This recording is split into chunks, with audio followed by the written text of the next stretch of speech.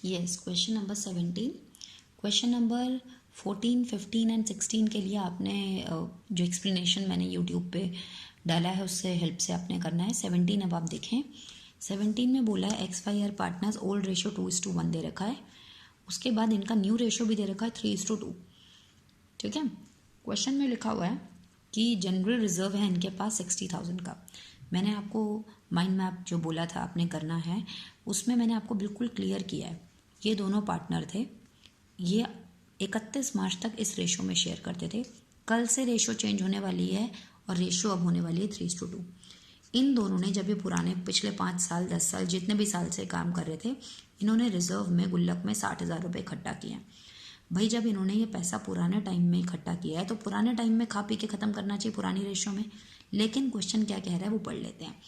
पहला पॉइंट कह रहा है when general reserve is not to be shown in the new balance sheet. वो कह रहे हैं जनरल रिजर्व को नई बैलेंस शीट, नई मतलब जो कल के बाद 1 अप्रैल के बाद से हम जनरल रिजर्व को बुक्स में नहीं दिखाना चाहते।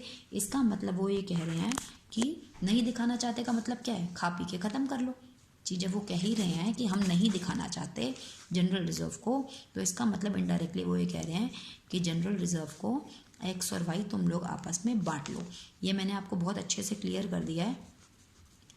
जो लास्ट हमारा ये था टॉपिक था, आप उसको अगर देखेंगे तो आपको मैंने बताया 2 ही केस हैं, या तो बनेगी बांटने की एंट्री या बनेगी गेनिंग टू सैक्रिफाइसिंग। कब बनेगी क्या बनेगी आपने वीडियो में देखा है। अगर उन्होंने बांटने के लिए बोल दिया तो मैंने बांट लिया। ये लैंग्वेज कैसे लिखी है, ये नहीं लिखा कि बांट दो, उन्होंने लिखा when general reserve is not to be shown in the new balance sheet, यानी कि नए बैलेंस शीट में नई फर्म में हमने इसका कोई हमें रोल नहीं चाहिए। तो सिंपल सी बात है, वो ये कहना चाह रहे हैं इसको बांट के ख़त्म कर दीजिए। अब दूसरा पॉइंट ये कह रहा है when general reserve is to be shown in new balance sheet. वो कह रहे हैं भाई हमें ना जनरल रिजर्व नई यानी कि अगले साल की बैलेंस शीट में दिखाना है। दिखाओगे तो जब तुम खाओगे नहीं उसको। इसका मतलब इनडायरेक्टली वो क्या कहना चाह रहे हैं, मत खाओ, आपस एडजस्टमेंट कर लो। तो आपसी एडजस्टमेंट के लिए तो मैंने आपको बताया क्या एंट्री होती है, gaining partner debit to sacrificing partner. इसके लिए मैंने आपको 3 स्टेप बताए हैं।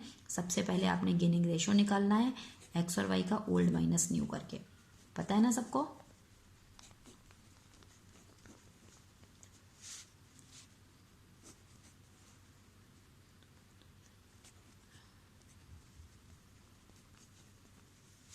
ये आएगा 1/15 और माइनस माइनस में जो आ रहा है वो क्या हो रहा है, गेन।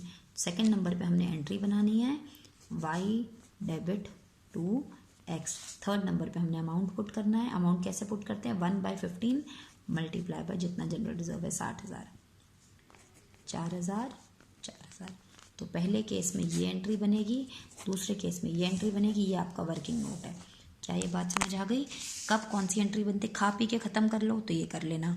बोलेंगे कि न्यू बैलेंस शीट में दिखाना है यानी कि इसको आगे लेके जाना है तभी तो दिखाओगे ना न्यू में, तो इसका मतलब है हमने एंट्री गेनिंग टू सैक्रिफाइसिंग बनानी है जो कि ये बनेगी।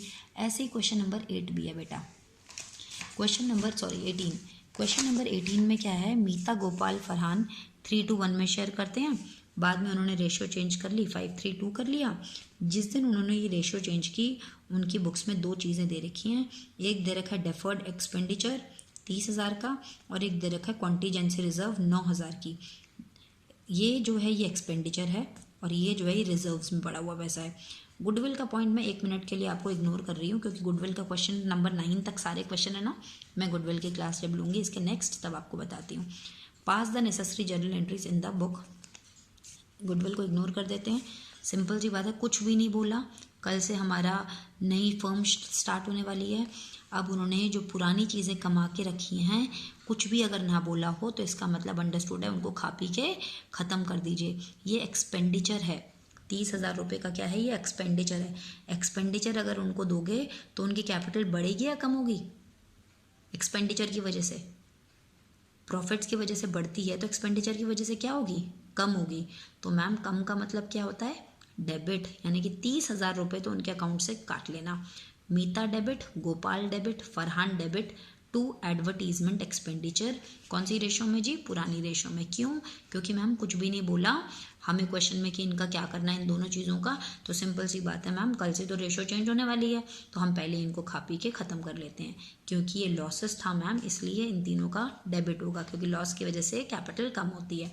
मीता debit, Gopal debit, Farhan debit to advertisement expenditure 30,000 रुपये ओल्ड रेशो में। और मैम ये रिजर्व है, रिजर्व जैसे अभी हमने बताया जनरल रिजर्व को बांटा था हमने इसमें, वैसे हम कॉन्टीजेंसी रिजर्व को बांट देंगे। Contingency reserve debit to Mita, to Gopal, to Farhan, उनकी रेशो में 3:2:1 की रेशो में बांट देना, खत्म। गुडविल वाला पॉइंट आप अभी होल्ड करेंगे। क्लियर?